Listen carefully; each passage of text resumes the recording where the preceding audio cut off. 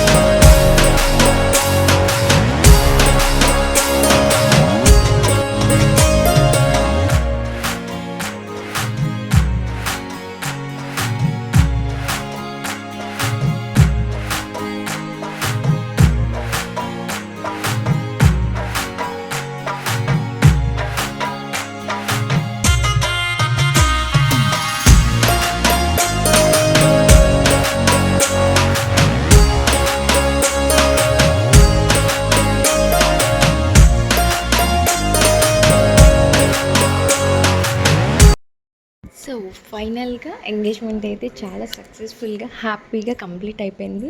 మీరు కూడా చూసారు కదా, ఈ వీడియో మొత్తంలో మా ఫ్యామిలీ మెంబర్స్ అందరినీ చూపించాను.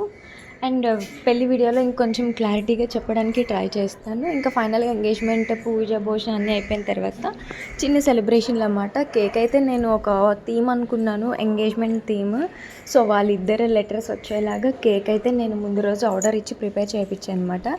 ఆ కేక్ పిక్ కూడా నేను యాడ్ చేస్తాను చూడండి. చాలా అంటే చాలా బాగా చేశారు భీమవరంలో కూడా.